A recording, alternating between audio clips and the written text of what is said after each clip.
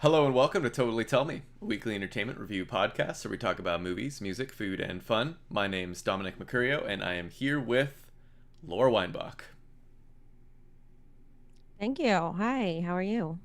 I'm doing good. Happy to be a guest on the show tonight. I absolutely refuse to speak one single word or even a sound until you say, hi, happy to be here, or whatever it is that you're going to say for the evening. So that's what I was just waiting for. I just wanted to kind of clear that up, clear the air. But you did speak a word. No, but not until you spoke your words upon me saying Laura Weinbach. You know what I mean? You know, like the gap I'm talking about? So I say like blah, blah, blah, blah, blah, blah, blah. My name's Exactly. You Dominic said blah, blah, blah, Curio. blah, blah, blah. Fair enough. Okay. Well, look, hey, we're live on Twitch, YouTube, and Facebook right now. If you're listening to this later on podcast feeds, you can always watch us live. Give us a follow on any one of those. I suggest Twitch personally. It's twitch.tv/totallytellme. And if you are watching live, feel free to comment and we will see those. In fact, I'm reminding myself I don't have the chat up, so I'm going to bring the chat up. But if you comment, we'll see your comments. We'll incorporate those into the show as we go. Yeah. I mean, normally we do have a guest. I guess I should say that because that's totally throwing me off right now. Normally we Right. have guests on this What show. do we talk about? What do we do? I mean, I How do think we just... even relate to each other at this point? I think I just slowly slink out of the room and then we just leave it up for 2 hours. Yeah, slink. Ooh, I like the idea of you slinking out of something. Really? I mean, did you ever have Oh, a slinky It's kind of fun. as a kid? Did you? Yes, I did have a slinky. In fact, I had more than a slinky. I had multiple slinkies. Right, because you lose them. They But to fall be a down. human slinky is another idea. Right, right. Not Well, you know- dissimilar from the human cheese-filled pretzel. But that's another story. Wait, is that a story or is that just a series of words that you just put into the ether? A little bit of both. Okay, all right, fair enough. So yeah, normally we have guests on this show. We'll discuss one film. We are going to discuss a film later, which is called Deliverance, which is the 1972 classic kind of thriller horror film. And we are also, though, going to discuss something that very much just happened, just wrapped up less than 30 minutes ago, I would say, and that's the Oscars, the 2021 Oscars. So we're going to get into that first. That'll be kind of like the first half of the episode amongst, our usual trials and tribulations, trials and errors. Those will be mixed in, just as we go. But, Jared Floyd says, not going to lie, being from the South, I'm really just here to bitch about Deliverance. Well, Jared, I hope that you stick around for the second half of the episode because we'll get into it. And then we'd love to hear your bitch sesh. Or, I mean, I just speak for myself, I guess. I don't know if Laura wants to hear it or not. Maybe she doesn't. I'd love to. Love to. She'd love to hear it. But, first up, the Oscars. Laura, what'd you think of the Oscars? Didn't love them because I didn't watch them. No, I know that And you didn't. I didn't care either. How about you? Yeah, I guess that was a bit of a setup, as they say in the biz. But because I already knew that you didn't see it, and I'm here to fill you in. Don't you worry. You didn't miss much. I mean, that's the first thing to know. Wait, so did they even do them in person, or was there a live audience there, or how did it work? Yeah, I mean, it was like a much smaller thing. It was like, I don't know. It looked like a room of maybe 100 people or something. Which celebrities were there? Anyone the classics? Like They Meryl got the Streep? classics. Actually, Meryl Streep. Did I see Meryl Streep? She's like a definite, classic I mean, person to be there. Okay, I Jack will. Nicholson,Nicole Kidman, the typical people. You know what? Didn't see No. any of them. So I who saw was Glenn there? Close, Frances McDormand. I think it was Oh. potentially just the people nominated. I couldn't Okay. be sure. I didn't look into what it was takes Glenn to get Close into in this. recently? She was in something I think this year. Oh. Was she? I don't know. Someone correct me if I'm wrong, but certainly Frances McDormand. I mean, we saw the film. It was Nomadland. That was up for a bunch of stuff. But yeah, so I don't really know what it took to make your way into this very prestigious, Academy Awards ceremony. But Glenn Close squeaked her way in regardless. I don't know if she was in something or not, but she slinked her way right Part into of the this. Academy. I saw Laura Dern posted an Instagram pic of her, getting her nose swabbed to get ready. So she was there somewhere, though I don't recall her on camera. And I should just maybe note that I missed the first hour. Okay. I mean, come on. So you missed the red carpet fun. I certainly missed the red carpet fun. I missed Fashion show. I missed multiple awards. Best original screenplay I missed, which I was actually kind of curious to. I mean, I now know what won, but you know. Chris Flieger in the chat says, "Any slinkers in the chat? Ready to slink? I'm a slinker from the South." From the South? Are you in the South Where? right now? Or, yeah, he's not. Oh. Is Chris from the South? He's not from the South. I don't think so. I'm pretty sure he grew up right darn over here. Right. Up in the north of California. Shit. Well, when Chris was last on the show, though, I believe he was beaming in from the South. True. So perhaps let us know, Chris, if you're still in the South. If you're coming in hot and live, hot and heavy, slinking on in from the South. But regardless, we're gonna kind of keep on trucking here. I mean, I guess should I just let you know, like, who won or whatever? Let me know. Let me know. I'm not gonna go through every single one. Oh, sorry, what was that? Did you want to say who that was?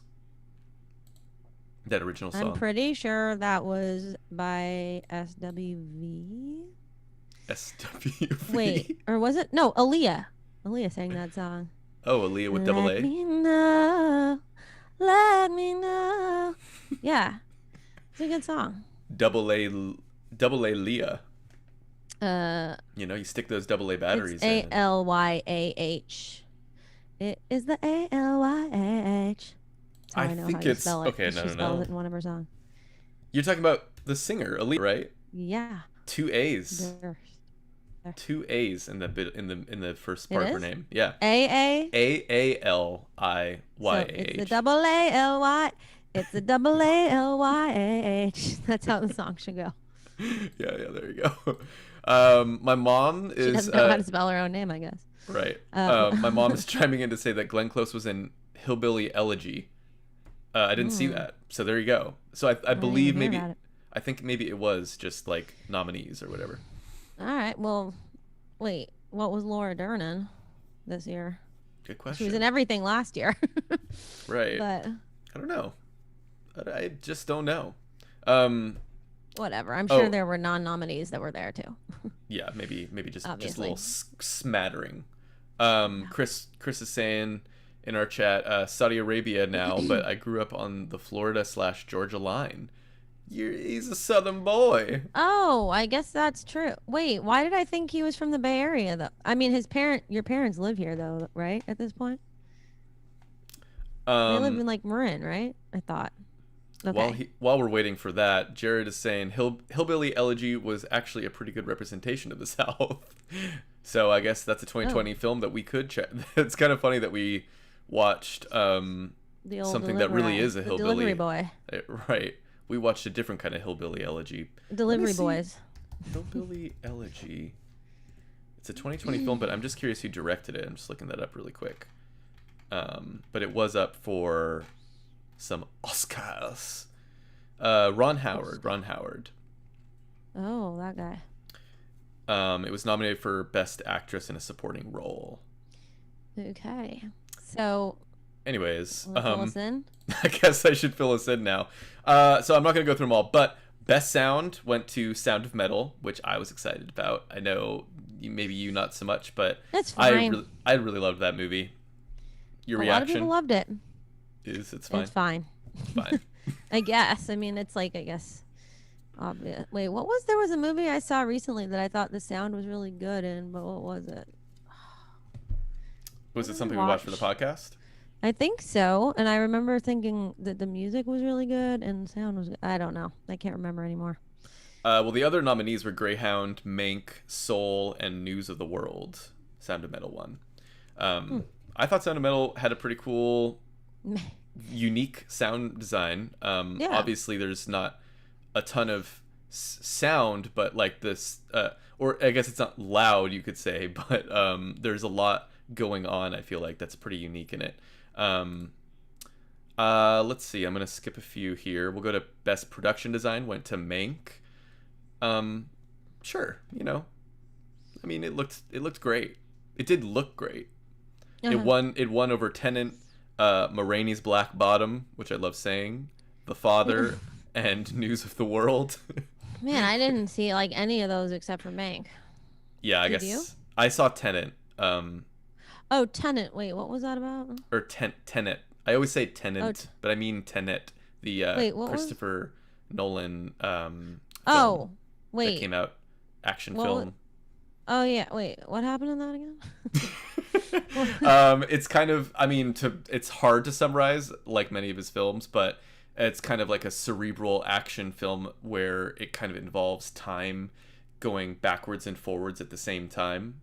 It I guess I results didn't in some watch pretty that. spectacular action scenes. Oh, okay. It was pretty good. I don't know if you would like it necessarily, but I thought it was pretty good. I'm sure it's Best not as good as Speed.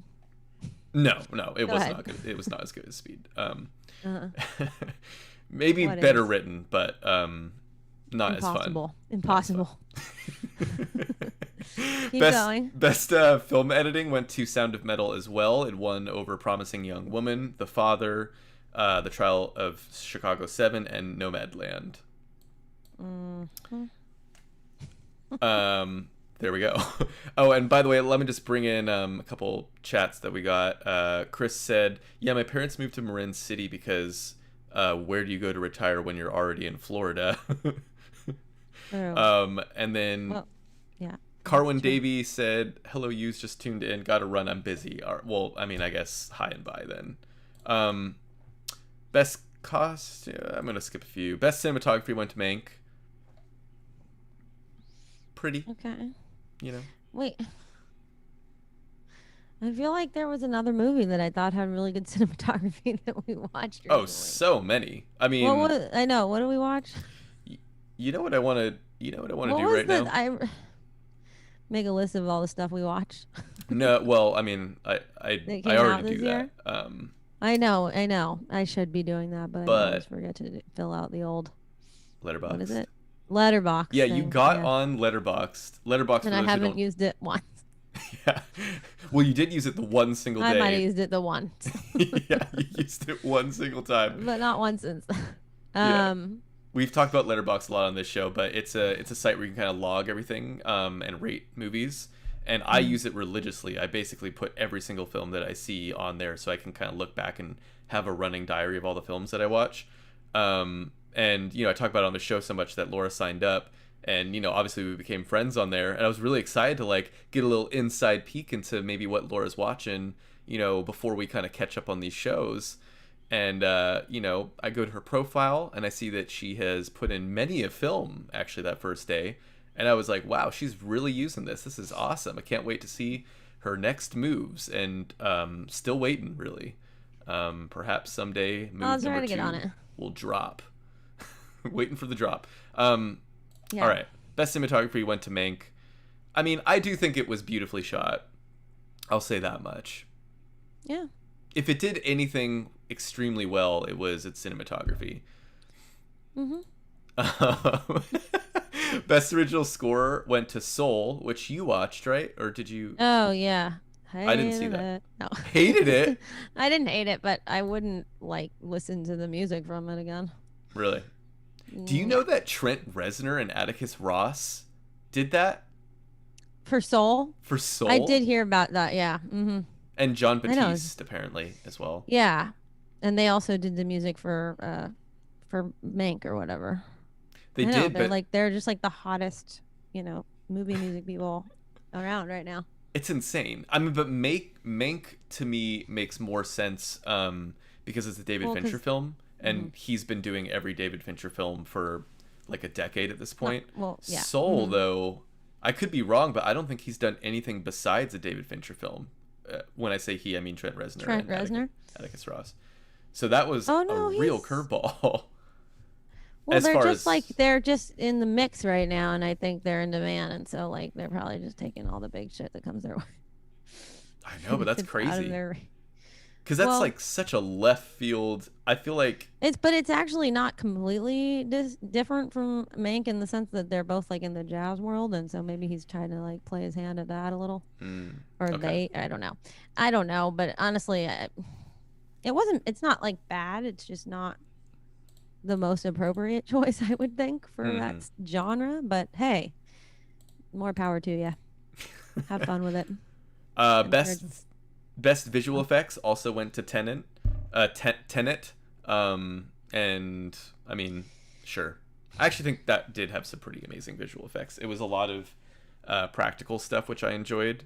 The action scenes were not reliant too much on CG, which is always really exciting. Extremely rare these days to not only have a action film that isn't superhero based, but also relies a lot on some physical cool fight sequences and car chase sequences. I mean, pretty memorable stuff. Best adapted screenplay went to The Father, which I did not see. Did you see that? The Father? Yeah, with Anthony Hopkins. Can't say I did. Nor did I. But it won over Nomadland and Borat's subsequent movie film, which is interesting. Huh. Wait, for what? Best adapted screenplay. Oh, okay. And I'm thinking, hold up, what was Borat's subsequent movie film adapted from? Right. Yeah. Like what? Adapted from the realities of our world, life. Or is that what that means? Yeah, maybe. Yeah, I don't know. But I mean, he certainly they wrote that movie. Like there was scenes written. Yeah. Mm-hmm. That's kind of weird, don't you think? I mean, what's up with that? I don't know, dude. I don't know. What do I look like? Some kind of fucking expert over here? Look, I just put out the questions and I seek no answers. Do a podcast that claims to have the right to review movies in a legitimate way, which is simply not the real case here. Best original screenplay. Really, I'm not qualified for any of this. What? Best original screenplay went to Promising Young Woman.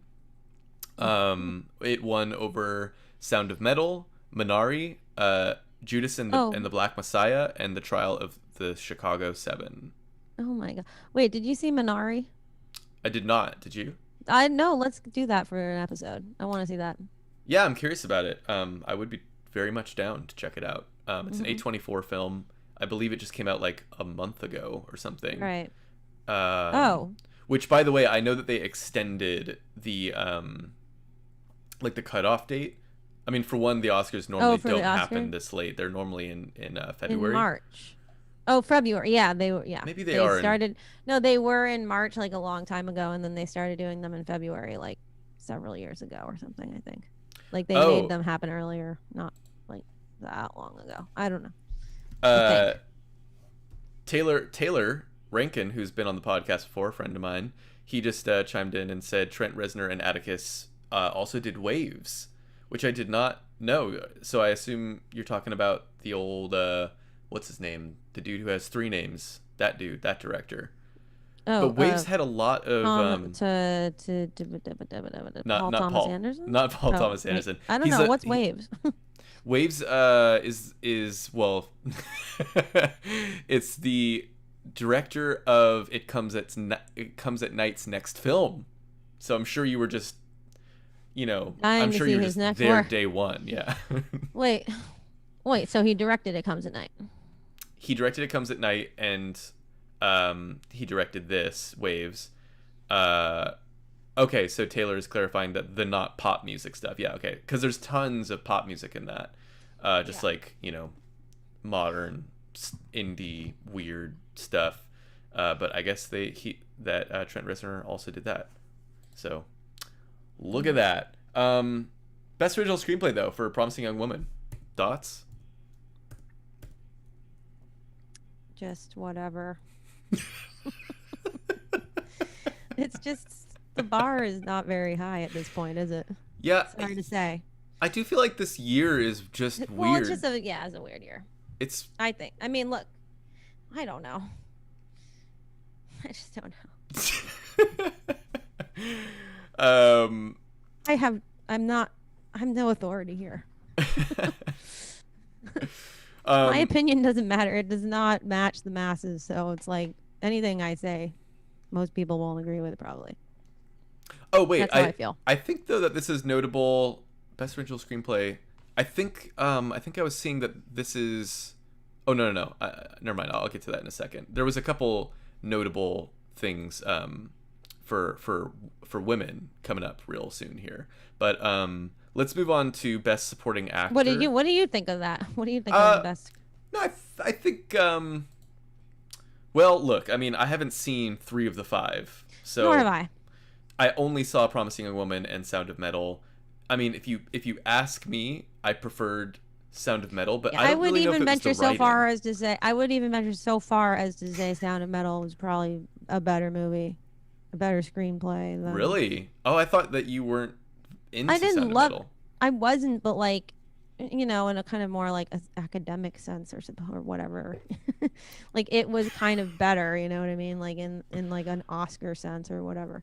Like I just feel like Promising Young Woman is not an Oscar worthy film. It's just to me it's like a pulp, you know, fun free for all that was Well, trying to it was like, I don't know, I mean it had like a serious message or whatever, but then I just felt that the execution and like the overall just product was not Oscar worthy on like many levels or on any level.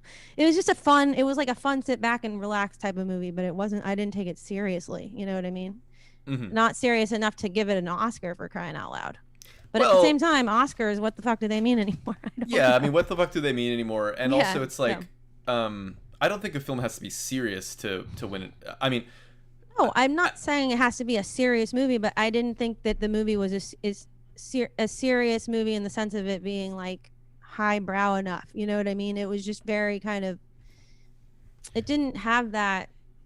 I don't know. It just felt somewhat thrown together in a lot of ways, to be honest. You know what I mean? Especially in terms of the screen. Well, yeah, I mean, the plot and I don't know, just other things about it. And I mean, probably the screenplay. I mean, I don't know. I agree that it was pretty uneven, personally. Yeah. I thought it reached some pretty great highs. There's really memorable scenes in it.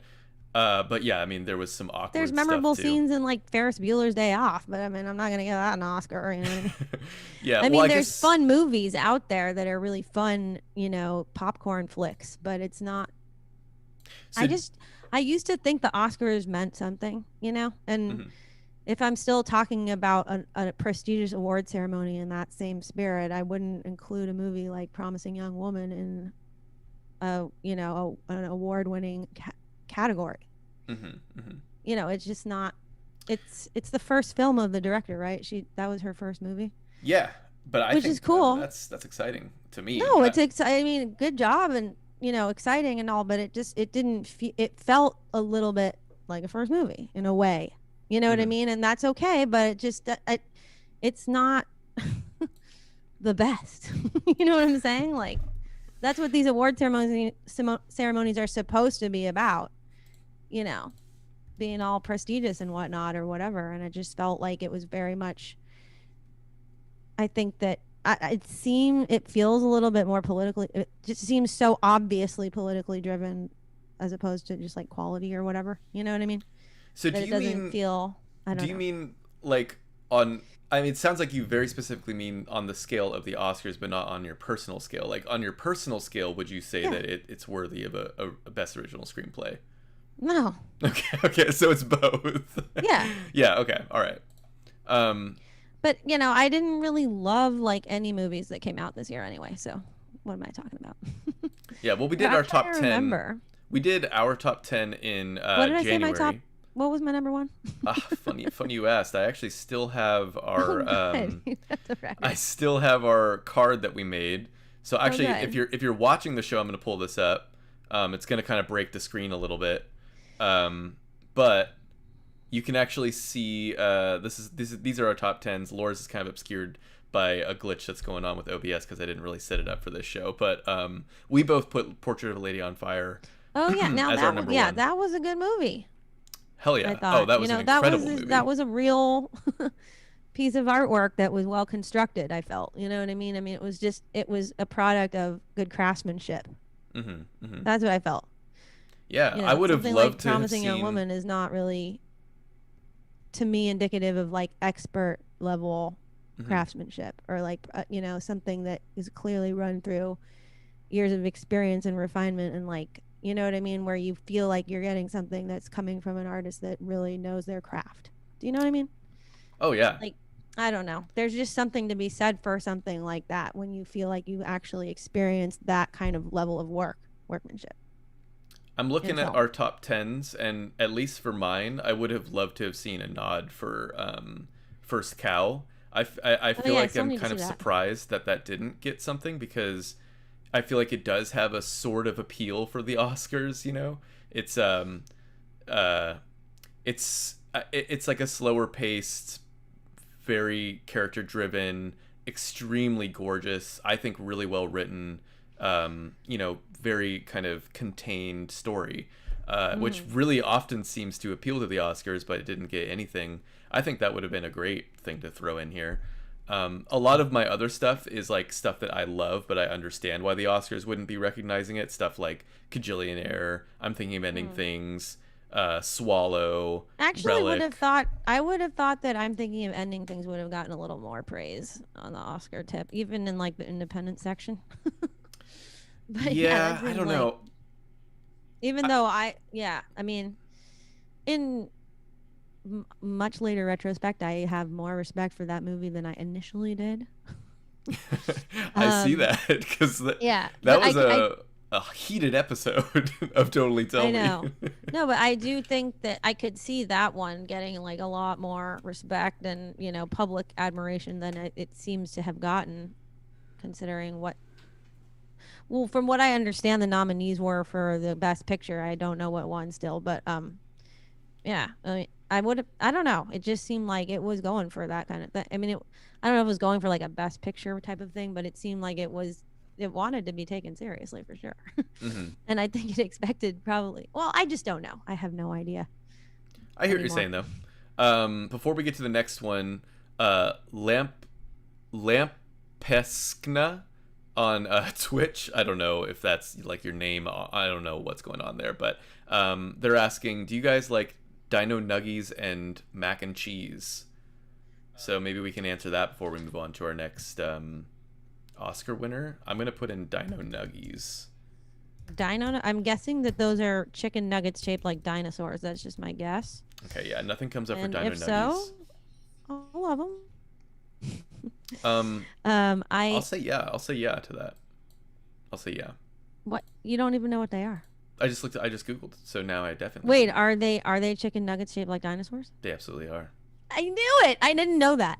Actually, I I just guessed. I'm gonna pull them up on. I'm gonna have to cover you for a I second, totally just guessed. but for our viewers at home, there you have a Dino Nuggie, also known as Dino Yeah, Nugget. I'll eat those. I'd eat it. I'd fucking Um, eat that. hell I'd yeah, fucking hell eat yeah. it. That's exactly how I imagined they would look.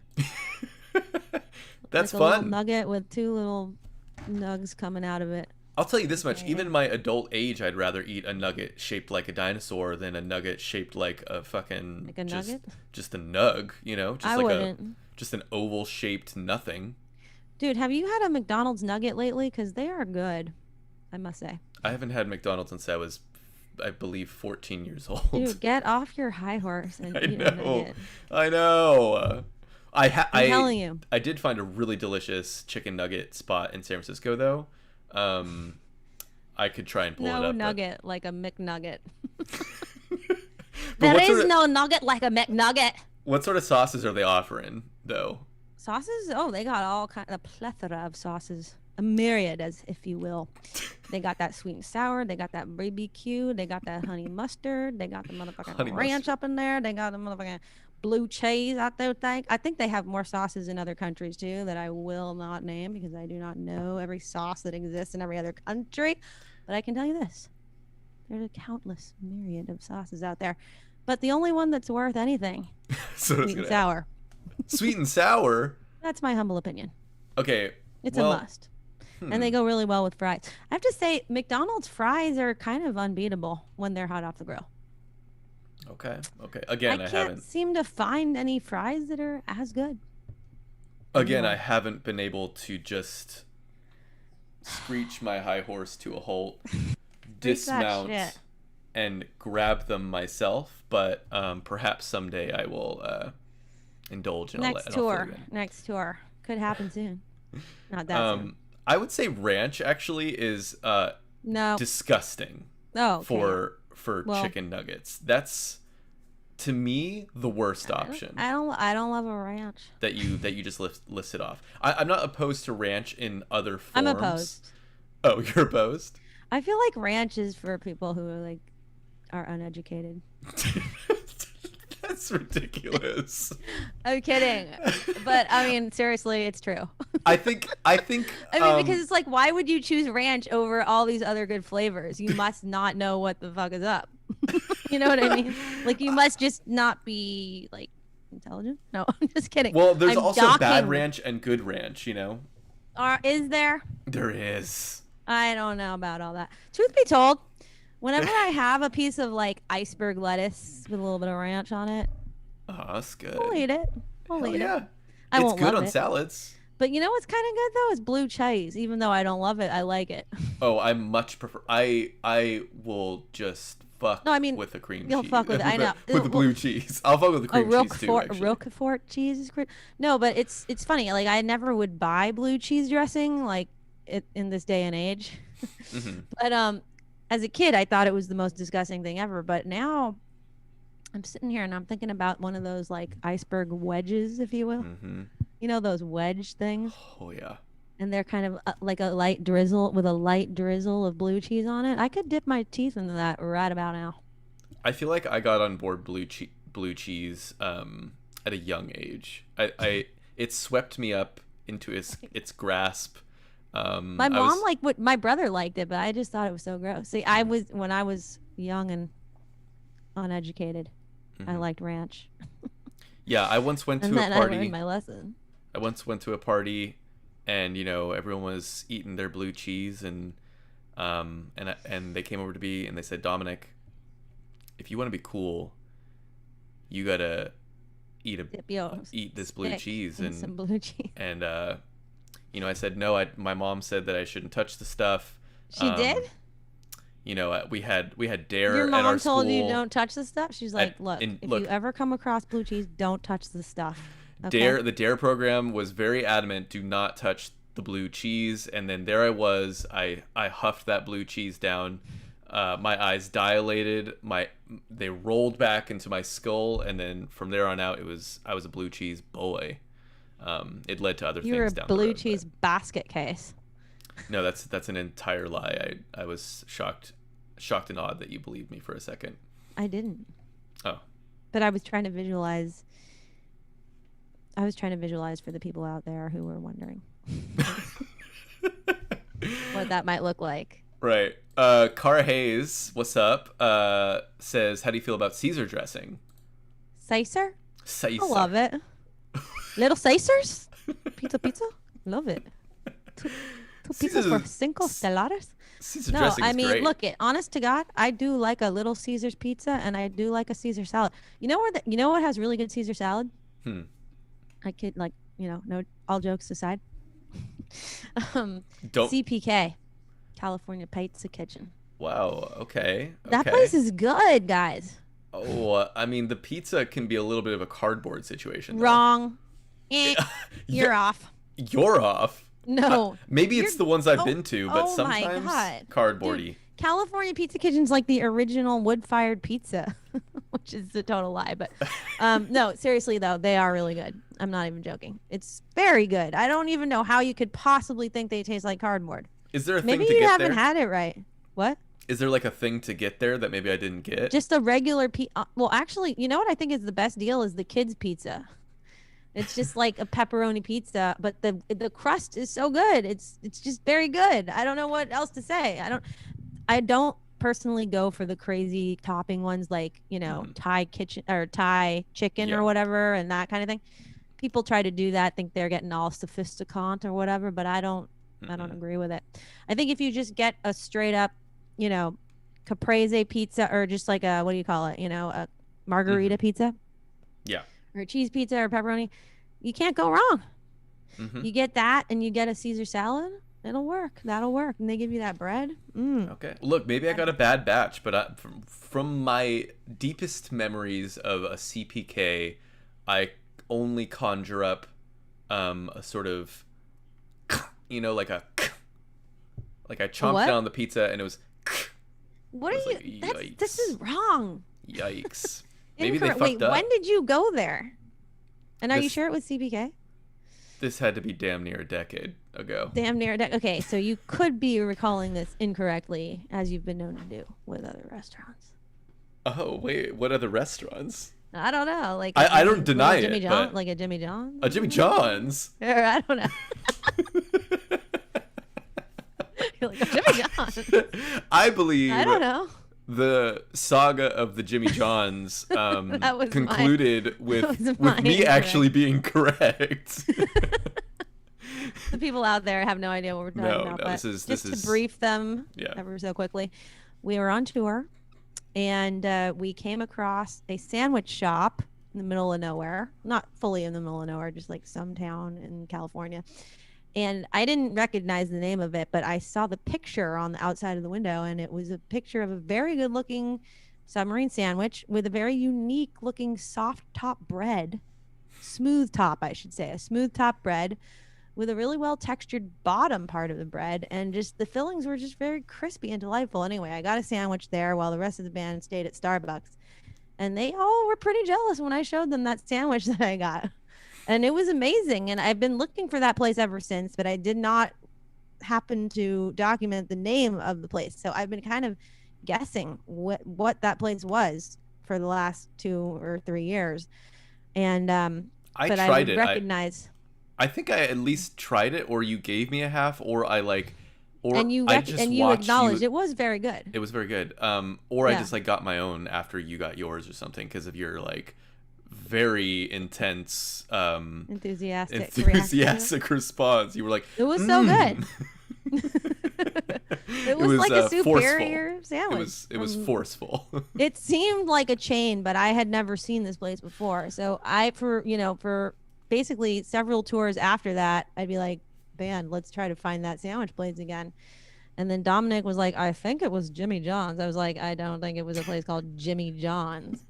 And then I thought maybe it's like Ike's or wait, what are Jersey the other Mike's is another one. Jersey Mike's. I was like, I think it's Jersey Mike's. And then we went to Jersey Mike's, and it just was not it. Absolutely not. Jersey Mike's is like, it's just a small step, and I know this is controversial to you, but it's just like a small step above Subway, meaning that it's not good.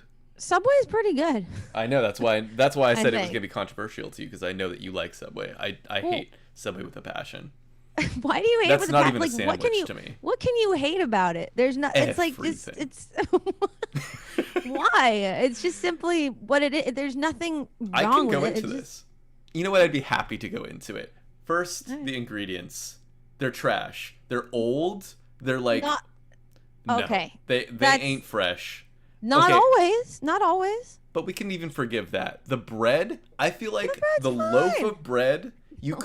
I could easily with my non-existent muscles take that bread and smash it into a ball this size. You could do that with most breads as long as they're not like 10 days old. No, this isn't like a freshness factor. This is like there is nothing in that bread. It's like a fluff. Oh, it's like air? Oh, I like an airy bread. Fluff of nothing. Well, no, it's not. That is simply not. You know what it is? You know that Subway used to actually cut out a chunk of the middle of the bread so they could put the filling in it. So, it's interesting. They changed here's what Subway used to actually, I prefer their old method. They used to take the bread, the loaf, and they would cut a sort of triangular strip out of the top and pull that out. And I think they may have even dug out some of the dough from the inside, which I'm fine with because they're filling it with the fillings. You know what I mean? Now, well, I think as of like 10 years ago, they changed their ways and they did not do the triangular cut on top anymore, which was a much better way for securing the ingredients inside the sandwich. Now they just simply cut a freaking slice on half of it and then they open it up, put the fillings in. So half of the fillings are kind of like spilling out of the side, which I find to be rather irritating. It's very irritating. That's not a well-made sandwich. Places always change for the worse, I noticed. Like, I don't know. Do you remember that place Pomodoro that used to exist in San Francisco? It was so good. Oh, No. because you weren't there. But okay.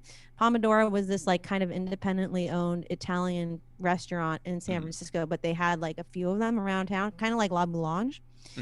And it was so good. They just had really good pasta for really cheap, really good fresh ingredients, really good Parmesan cheese. You know, like it was all real. Wait, Then did you they say got bought pasta out. pomodoro? It was called Pomodoro, and now it's a chain, and you've probably seen it. Okay, It's horrible. Yeah, it's the crazy. chain is like awful. I had that it's once, awful. and I was like, you don't even know. This is like Play-Doh it or used something. To be amazing. I know. It's like as if they expect people not to notice the difference in quality. I mean, it's like so vast. But yeah, it's not the same restaurant at all anymore. I mean, it's crazy. They don't even have real Parmesan cheese. It's crazy. This is what happens when people go, when they make changes. Well, they obviously sold out, but anyway. Anyways, best supporting actor. Oh, yeah, that. No, actually, here's what I'll say. Let us know what you think said of... she got a job at Subway once and quit the first day. I like that. Okay. I had a friend who worked at Subway, and he got free sandwiches all the time. What's to complain about with that? Can I just one last thing about Subway? I really do think it depends on which Subway you go to, because I actually did go to a Subway kind of recently, and I admit the lettuce had some dark green pieces in it, and I did not like that. Well, of course it Because matters. it was supposed to be crunchy iceberg. Yeah. Well, it's like a mega franchise, so like it matters so much who's running the individual restaurant. It matters what little twink is making your sandwich, like there's so many factors at play that like you can't possibly expect like a high quality. So then why are you saying sandwich. That they all suck? Then you shouldn't be saying that they're all bad. Well, because they moderate from the absolute worst sandwich I've ever had to like no. This is edible. You're being racist. That's absurd. Okay, I need opinions on Subway. Subway. If you're watching and you have an opinion, let us know what you think of Subway. Are you yay or nay for Subway? I mean, it's fine. I just think it's fine. It's not like a maze core, as they say, but it's like whatever. Amaze Core. Wait, who is they in the Amaze Core? Just the general public. Okay. Public. But I mean, look, we can agree on this. It's no Jimmy John's, which is what we realized the sandwich place was, that I think we came across when we were on tour that time. And truth be told, Jimmy John's, it ain't easy to come by. There aren't a lot of them around where we live in these parts. I mean, I don't even think there's one in the Bay Area. I think there's one, like the nearest one is somewhere near Walnut Creek or something like that. Could be. I don't even know. I mean, you've clearly done way more research. Jimmy John's? Yeah, Jimmy John's, right? Because even I'm getting confused as we speak of them. What do you mean you're getting confused? Well, between Jimmy John's and like, I know. There's one right here in it's just right in smack dab San Francisco. Okay. Just goes to show that everything I say on this show means absolutely nothing. Just cross the bridge on your way to my house. Grab a Jimmy John's. Really? Hey, hook it up. I mean, it's right on Market Street, apparently. That sounds way too difficult to go to. Actually, anything just on Market Street, I'm just like, forget it. I'm not going. I do but hear that. You know what, though? My second vaccine shot I got last week, so I will be fully vaccinated as of Thursday of next week. And guess what I'm going to do? I'm going to go to Subway. No, I'm kidding. I am going to go to the place I've been wanting to go to this entire freaking pandemic, which is... Can I guess? Mm-hmm. Korean barbecue? Wrong country, buddy. Wrong country. Not Korean barbecue? Oh, Japanese barbecue. Yes. Oh, okay. Exactly. I knew you were talking about this. You should come with me. I would be down, but I got my second shot shot on Wednesday, so I won't be fully vaccinated until 2 Wednesdays from that, which would be May 5th. I can wait a week. I can. May the 5th be with you. May the 5th be with me. But also then I immediately go on vacation with a few other vaccinated friends for like 4 days. For crying out loud. But once I return from that. Well, yeah. Okay, wait. I love that we're just like making plans live on in our podcast. But no, okay. At some point, you and I need to go to the Japanese barbecue place. I'm down. Because I actually discovered that there's one that's open now in Oakland, really close to here. And I always thought it only existed in San Mateo, but they opened a new location. the restaurant that I want to go to. And it's very good. I mean, it's quite good. It's pretty good. I like it. And you're going to like it too. Look, I'm very you. down. Cara wants to know if we felt any side effects. Do you want to go first? Yeah, I mean, okay, I not off after the first one. I was basically fine. I mean, my arm was a little bit sore, but that's how it is with pretty much every shot I've ever gotten. Moderna, by the way, or Pfizer? No, I got Pfizer. What did you get? Moderna. You're out. But go ahead. What was you saying? No, I'm not as good. They're the same. I think Pfizer's the best one, probably, which I got. Okay. Of course you would think that. But yeah, so I got the second shot last week, and I was forewarned by various sources and people that it would be very bad, that it would be intense, and that I would have hardcore side effects, maybe. But I was, hopeful that I would be different. So the day I got the thing, it was nothing to report. And then the next day, pretty much exactly 24 hours later, it kind of kicked in. Mm-hmm. And I started feeling sort of tired and weak. And my arm really hurt.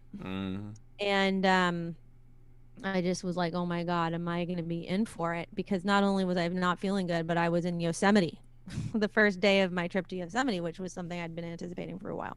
Oh my God. So I was like feeling really bummed. And then I woke up the next morning from that. So it was like 24 hours later, I felt these symptoms, was not feeling good that whole night. And then I woke up at like 8 a.m. the next day and I felt great. That's good. It was completely over. Like I didn't have any other symptoms after that. So I hear that Pfizer, for the most part, seems to have pretty light symptoms. I mean, I've heard other people anecdotally. I mean, I don't know. It just seems like more often I hear of the crazier shit happening with Moderna. No, not really? like nothing crazy, but just like getting sick in general. I don't know. My friend said that she had feverish symptoms and was really, out of it for like multiple days after her second shot of Pfizer. But so what about you? First shot of Moderna, I got pretty tired, but that was like the main thing for me. Obviously sore arm. But I mean, I didn't really feel much beyond that. It was like, I was just kind of tired for like 2 days basically. Or tired for one day, and then the next day was like kind of in a fog, I would say. Second shot though, which I just got Wednesday, that night I started feeling real sick, and like not nauseous, not like I was gonna puke or anything, but just like I started getting chills. I was like full body aches. It felt very much just like I got the flu, I felt feverish. I took my temperature and I didn't have a temperature, but then later on in the night I felt even worse, but I forgot to take my temperature, so I don't really know if I had a temperature. So it was like multiple nights of not. No, just it was mainly just that one night. But I was like, I woke up multiple times throughout the night because I was like sick. Isn't it such a bad feeling? Too.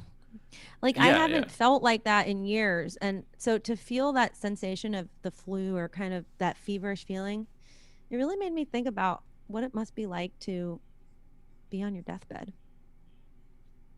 I mean, yeah.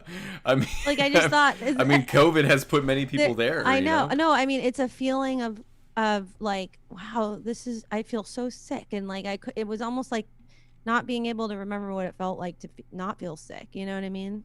When you're there, it just feels like, oh man, am I ever gonna get better? I mean, I was dreading it. Logically, I knew I would get better, but I also felt like, man, what if this was it? And you know what I mean? This is how you're gonna feel. And I don't know. I just felt sorry for anybody who has ever had to feel like that, and then it didn't go away. I mean, yeah, definitely. But I mean, I've certainly felt worse. I'll say that much. It wasn't like insane, no, but me too, it was like a moderate flu. And then the next morning I felt terrible too. Pretty much that whole day I had like a headache. And so I didn't really feel great until like I would say 48 hours after I got it. And then I was like feeling, like I could function pretty normally. Like, yeah, same. Like when I mean, not that mine lasts as long as yours, but like when it was not happening the next day, it was almost like, it's like I got a second chance at life. Not that I was getting a second chance, but it just felt like, wow, it's as if it never happened. You know what I mean? It was amazing. But I just saw a comment that Cara Hayes left, and it was Yeah. kind of funny. Go She ahead. was talking about when she worked at Subway, and after she quit the first day, she said, "I found the owner kind of crusty." Ugh, I would not like to be working under a crusty owner. I can tell you that much. Also, shout out to I DJ don't Real really who's like watching. crusty people. Oh, hey. He said Japanese barbecue is dope. It is And dope. I'm trying Let's to go get get it. some all together. I'm trying to Maybe. get that'd be fun. I don't know. Maybe we need to like be careful or whatever, but we should totally get Japanese barbecue. As just Well, we should kind certainly of, be like, careful, but I know indulgence. he's well on his way to being vaccinated as well. Maybe he's Good. even had both. I'm not sure, but you No, I can know, chime but I in, mean, like, Nick. at what point are we gonna just be totally fine to just like chill with amongst like whatever, whoever, you know? I don't know. Well, you're good to. I'm sure I'm I still gonna mean, feel. the CDC says that if you're hanging out with, if you're fully vaccinated and you're hanging out with other fully vaccinated people, I mean, you're basically like you're good. You know. I You're know, good but to, like going chill. out to put, but like going to a restaurant even is like, you know. Nick clarified who's that he did get both. I got both. BB, he says. BB. Baby, Nice. baby. You know what I mean? Kara says, the bread was better than that guy. The bread's not bad. You guys It's are terrible. tripping, dude. It's fucking Not terrible. terrible. You know what bread is terrible? IMHO, as they would say. Again. Togo's bread. I do not like Togo's bread. That is way too crusty in my humble opinion. I don't like a thick ass, crusty ass bread. I want actually like a fluffy, soft bread, to be honest, on a Subway sandwich. I mean, as a Subway. To be honest, I'll say this: Subway's bread used to be better. I think they got worse when they tried to be a little more fancy, if you know what I mean. Like they got all Italian style on that shit, and it was like, oh yeah, it's not all as bad good. though. But it was better bad. when it was just straight up white or wheat. I like that much better. Nick commented something that I think he's told us in person before, because I remember this strange fact. But apparently the bread in the UK, the bread at Subway is classified as cake. I love that idea. I assume that idea. Because like maybe it has God, high sugar content or something, or it's like too fluffy to be considered bread. What cake is like so fluffy that it's like more? I mean, I don't know. I mean, I think it probably has more to do with sugar content. There's all kinds of great fluffy breads out there. Haven't you ever had challah or Hawaiian bread, or like Hawaiian bread though is like meant to. I mean, I love Hawaiian bread, but it's or like what meant about to be a what do you treat. call it? A brioche is all about. I mean, I love a fluff. brioche. So then don't talk shit about fluffiness. Talk shit about the sugar content if you must. But the thing is, I'm fine with a good sugar content. You know why? White bread has a purpose in this world that fully functions and does its job as a legitimate bread form. Okay, I mean, have you not ever had Wonder Bread? Yeah, I've had Wonder Bread, but it's what not do you think for about me. Wonder Bread? I think when I was a kid, I liked it, but now it's just like it just doesn't really register in my brain as bread anymore. Like I wouldn't. I'm trying to get that whole grain. You know what I mean? No, I want a whole grain too, but like there's a time and a place for a Wonder Bread, just like there's a time and place for Subway bread. Like I'm not saying I want to have a Subway loaf with like a bowl of homemade cream of mushroom soup or something like that, or like a cress soup or something like that. But I would be happy to have a Subway loaf with a Subway sandwich. And I would be happy to have a piece of white bread, of Wonder Bread, with a cucumber and mint sandwich with like cream cheese and sugar and butter. I mean, yeah. Oh, that sounds good. It works. Yeah, it does. It does sound good, doesn't it? But you see what's too much for Wonder Bread is when you're just smearing peanut butter and jelly all over it. Oh my God! Do you know what is it's really just good? like a dessert at that point, you know? Well, why wouldn't you want that as a dessert? It is, you're right. It's a dessert, and I know, it's a but good I one. guess I'm thinking about like making my little PB&J as like a quick little snack. PB&J sandwich is a dessert by like inherently, no matter what kind of bread you have it on. I mean, I suppose so. Do you know how fattening peanut butter is? It's also carcinogenic. The thing is, though, you know what's really good? That somebody I know used to have in elementary school that you just reminded me of, and I think I'm going to try to have this soon, ASAP. Peanut butter and marshmallow whip on white bread. Oh God, that sounds awful. What? On bread? Yeah. Wait, you're gonna put the whipped cream on bread and just eat No, that? not whipped cream. Marshmallow. Okay, marshmallow cream. You know what that is? Okay, like yeah, like that thick, the thick stuff, Marshmallow. right? Yeah. Okay. With And peanut it's butter? peanut butter flavored? No, no, no. You have peanut butter, and then Oh, you okay. also have the marshmallow whip, Okay. and then And you you're gonna put put that that on white bread. piece of bread, you're gonna eat it. Okay. It's so good. No, this girl I knew in elementary school, she used to have that for lunch. Her mom made that for her for freaking lunch. That was That's like just her not for main me. course. It was amazing. It's amazing. I guarantee you, people. Anybody out there listening, you should try it, and you will never go back. All right. Speaking I'm of gonna give going it never back, I going back. think I think we should make All our way right, back the to Oscars. the. Let's just wrap Okay, up this what Oscar else don't we talk. care about? Sorry, um, keep going. Go all ahead. right. Best Supporting Actor went to Daniel Kaluuya for Judas and the Black Messiah, which I also didn't see. Didn't see it either. So I can't really comment. All right, let's Though just get to though he best did. actor, best actress, and best picture. Who is Best it? Director went to Chloe Oh. Zhao for Nomadland, which was notable Oh. because she is the second woman to ever win Best Director. And the What first, was I it? believe, was last year for something. Was it not Parasite? Wait, Parasite didn't win something, did it? Like that wasn't last year anyway, though. Or was it? Did it come out in 2019? I don't remember. Oh. Oh no, Catherine Bigelow in 2010 for The Hurt Locker Did not see that. was but I the remember only it. time Oh wow. in 93 years that a woman director has won Best Director. So that's Wow. notable. It's pretty exciting. Wait, was Promising Young Woman nominated for Best Director? Let me see. Best Director. The other nominee, yes, it was. So actually, yeah, that if she had won, that also would have been the same thing. So Best Director could have gone to Thomas Vinterberg for Another Round, David Fincher for Mank, Emerald Fennell for Promising Young Woman, or Lee Isaac Chung for Minari. But Chloe Zhao took it for Nomadland. Best Documentary Feature went to My Octopus Teacher. Did you see that? I know it's on I want to Netflix. see that. I want to see that. I heard it was really good, but I Best don't know. doc. Well, apparently, according to the Oscars, You it's didn't. So the you didn't see that? best. Haven't seen it, but I actually might check it out now. Right. Oh, you know what movie I really want to see, by the way, which I guess came out last year, I think. Mm-hmm. It's called. Wait, I think it's called like Amazing. Wait, something about mushrooms, like Amazing Fungi, or like shoot, I can't remember what it's called, but it looks really cool, and it's about mushrooms. Like and I heard it was really psychedelic good. mushrooms?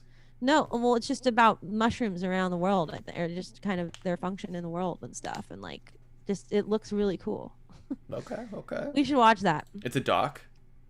I think it might be, yeah. But it looked good. Wait, hold on. Movie about mushrooms. Oh yeah, what was it called? Fantastic Fungi. That's it. The mushroom movie. Yeah. Oh, it came out in 2019. Let's do that one. Let's cover that one. I really want to see that. Let's get like a band. Let's cover that one. Okay, Best continue. Animated Feature went to Soul. What do you think of that? Right on. Sick. Keep going. Best Support. These are the final ones. Best Supporting Actress went to Young Ye Jung. I don't know how you say her name. But for Minari, I didn't see it, so I don't know who she plays. She probably gave the speech that was like most adorable. She was like funny, and I feel like personable. It was like a nice warm speech. I like that. Best Original Song. I don't even. Okay. Best Actress went to Frances McDormand for Nomadland. I don't know about that. I mean, look, it is what it. You know what? That makes some sense in a way. It's like she was going for that. You know what I know, mean? but like. I mean, it's a little annoying, but it's like I'll say this much: my number one disappointment with that is that they didn't show the poop scene as her, as her reel, yeah. Right. That's the Frances clip. McDormand for Nomadland. No, That's what I was mean, hoping for. She's definitely going for an Oscar like win, every time. But Oh, actually, which, I meant to mention too for Best Supporting Actress. She won over Maria Baklova for Borat's subsequent movie film, which I would have loved to have okay, seen her I win. would actually say I feel like that actress probably deserves the Oscar in all truth. You know what I mean? Because she did such a great job of acting. Yeah. I mean, that was Totally. like an amazing feat of talent right there to do what she did. Yeah, I agree. And it wasn't like she was like trying to win an Oscar. You know what I mean? She was just doing a good job, and that's the kind of work that I like to see get praise. You know what I mean? But wait, so Maria Baklova was nominated though? She was nominated for Best Well, Supporting hey, Actress. that's cool. Yeah, That's that at least something. That is crazy. I mean, I'm really glad that she got that. Would have been awesome to see. I her enjoyed win. her performance immensely more than I did Frances McDormand's performance. Oh no, not for Best Actress, but for Best Supporting Actress. So Frances McDormand, okay. I confused it because I went back for a second. That makes sense though. But Frances McDormand won Best Actress. No, I know. I mean that would make sense. Yeah. But who? Anyways, okay. Best Actor, or did you want to say anything else? Nah, just continue. These are the last two. So Best Actor was Anthony Hopkins for The Father, which I did not see. But I don't know. Maybe I'll check it out. I think someone in chat was saying that Anthony Popokins, or maybe is it Pupukins? I don't know. Said that he deserved it in the closing scene. Was the best acting I've ever seen. I assume that's what you meant. So he won over Riz Ahmed though for Sound of Metal, and I really liked that performance. So yeah, Best Picture though. This is our final one. Best Picture. Nomadland. I'm just guessing. Yes. No. Oh, Nomadland? Nomadland won. Oh my god. Okay. I mean, I think Nomadland is like good. I get it. Like, I guess. I mean, it's fine. But come on. It's not like a movie I would ever watch again. But hey, you know what I mean? These type of things win. Yeah, we did just do a recent episode on it if you want to hear our full thoughts on that though. But yeah, I don't think you would find Best Picture worthy talk amongst what we were talking about with that movie. And it won over, in case you're curious. It's no fun. It won over Sound of Metal, Mank, Minari, Promising Young Woman, The Father, Judas and the Black Messiah, and The Trial of the Chicago 7. Personally, did you see Trial of Chicago 7? I watched that the other night. Oh, you did? Mm-hmm. How was it? Fine. I take that you didn't really like it so much. No, it's fine. I mean, yeah, it's like whatever. Of those, what would you have given if it was only between those? What would you have given Best Picture? Wait. So Mank, Nomadland, Trial of Chicago 7, Sound of Metal. Oh, Sound of Metal and Minari. Promising Young Woman, The Father, Judas and the Black Messiah. I mean, we haven't seen some of those, so there's that. I guess I would maybe give it to Mank. What? I know. But only because I would expect that type of movie to win. I mean, I guess I expect so that's just a movie what you like would predict to win. Yeah. No, I'm wondering it's like, what you would. At least it was what I would. What? Yeah. Minari, because I haven't seen Minari, and I assume I'll probably like it more than the other ones.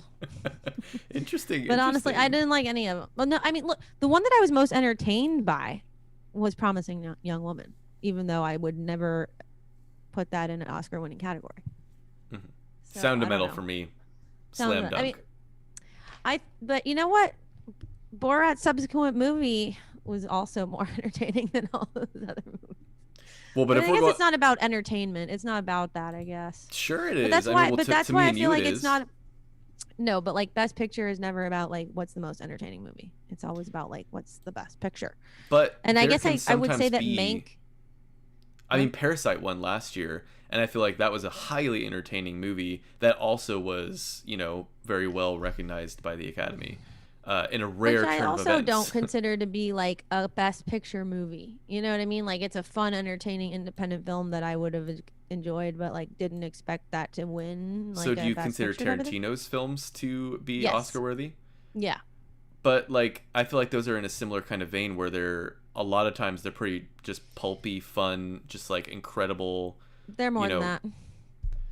Well, but I would argue that Parasite is in a similar kind of field. Like I don't think it's as good as a Tarantino movie, Kinda. Yeah, but no, I think it's it's not like on par with a it's Quentin working Tarantino in movie. that same wavelength where it's just like just But Quentin fun Tarantino's scene after movies are fun not scene. just pulp fun. Like they are true examples of like good craftsmanship. You know what I mean? Like they Oh, are so is Oscar Parasite worthy. though.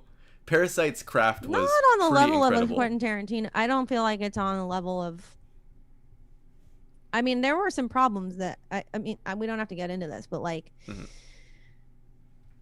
I don't know. I just feel like Quentin Tarantino's movies emanate a certain like attention to all aspects of the filmmaking process. You know what I mean? Where you just see it coming through on so many levels. You know what I mean? Like it's just inherent.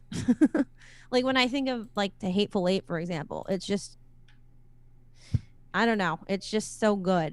There's so many things about it that are so well executed. So, I mean, and from Hmm. on all levels, You know what I mean? Yeah, It's just clearly like on another level. You know what I mean?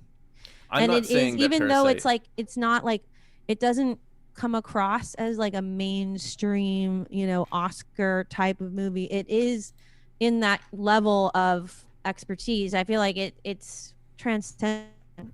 I don't know. I think it's able to like hold its own on all these different in all these different kind of categories of movie judging.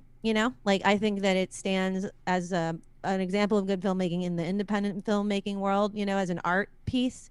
But Hmm. it also stands as like a really great just motion picture, even in a mainstream sense. You know what I'm saying? Like it can compete on all these arenas. Like that's Hmm. how I feel about Quentin Tarantino's movies. But Parasite is not quite there for me on that Hmm. level. It's like more and just more of the independent. To me, it seems like more of an independent kind of movie, which is cool. I mean, like I love independent films, but it just doesn't seem like it's in the arena of like what you would expect from like the Oscar kind of. I mean, it is saying stuff though. It's like a social satire. It's Well, very yeah, of course it's clearly saying stuff, but I right. don't. That's But not. it's not like just entertainment is what I'm saying. Like there is I think a lot there. It's not just like an action movie with just kind of senseless stuff happening. Like there's clearly a message in that movie, about class and Well, sure, of rank course and there. Yeah, I mean, yeah, but I don't. That's not what I mean, though. I mean, I'm not trying to say that movies that are just entertaining don't have a message or aren't saying anything. That's not. It's just not. I'm right. not articulating as well, but I guess I just didn't feel like that was quite what I would expect from. I don't know. It's just over the last really like 5 to 10 years, I've been really shocked by what has been nominated in one or maybe 5 years, I guess. Hmm. I don't even remember what one, but like I just remember feeling like it was not what I used to think of as being the Oscar kind of stuff, but like maybe it always was and I just never realized it because I was like a kid and I didn't I don't know, you just kind of accept things for what they seem to be, when you're growing up without, sort of discerning what is what and then well, I don't know. Anyway, who cares? Okay, great. um, Nomadland. Nomadland, whatever. I mean, this is a boring pick to me. I'm not excited by it. The Oscars are boring, and occasionally not. And this to me is another year of boring Whatever. with an Oh, occasional not. also, Uh, just a comment on a comment. So, Jared L. Floyd wanted to suggest a movie for us to review, which is The Fountain by Darren Aronofsky. mhm. Okay. I actually haven't seen that, and I'm a fan of his work, so Yeah, I mean, I cool. have seen it. Oh, you have? Um, I don't know if I should say or not what I think of it. Oh, I'll say this much: okay. it's my least favorite Darren Darren Aronofsky Aronofsky. movie, Okay. but I love him. So like, um, you know, my least favorite by one of my favorite directors. you know, Mm-hmm. uh, he sets himself a very high bar, and so I had very high expectations going into it, and for me, it didn't quite reach those, but I still really liked it. Maybe I didn't really like it. I liked it, but if Jared, if you haven't seen his other films, though, I mean, and you really like The Fountain, I highly recommend looking into basically his entire filmography. I mean, it's just hit after hit, in my opinion. Um, but I think we should move to our movie review. What say Okay. you? It's getting about that Mm-hmm. time, I feel. So we are going to review. I'm pulling up the poster here. Deliverance, 1972 horror film. Um, Or well, I don't know what to call it. I thriller. thriller. Okay. Well, I would say it's like a dramatic thriller kind of, or just sort of drama, I mean, sure. adventure drama. I wouldn't call it a horror film by any means. I guess I just say horror because I feel like it often gets categorized amongst other horror Really? esque films of that era, like Texas Chainsaw Massacre, or just It's funny. like Okay, these that's really interesting because I like these. actually thought about that movie while watching this again, and I thought it was interesting. I mean, but I I thought wouldn't about have it too. Yeah. categorized them. I would not have categorized them in the same genre. I But think if this came out today, I think it probably. Well, I mean, barring some, I think the style would probably be different if it came out today, and I think this kind of film is akin to a like Midsummer today, where it's like not overtly horrifying, but it's like it's more dread based. Like it keeps you in a sense of dread the whole time.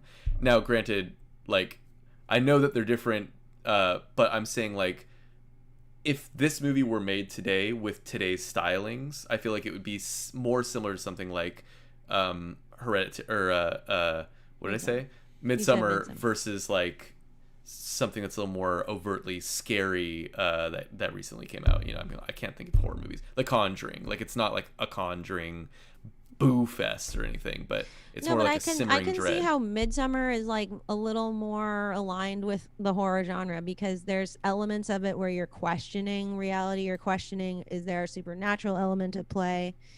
Whereas in Deliverance, there's clearly no supernatural element at play. Like that to me, that's the one thing that is part of like the horror genre to a degree. I guess it's not always like Texas Chainsaw Massacre is not supernatural, but it's like there's these well, I don't know. I guess Yeah, whatever. we've had this Sure. discussion before, Call it. which I Yeah, don't yeah, yeah. necessarily agree with that, but I hear what you're saying.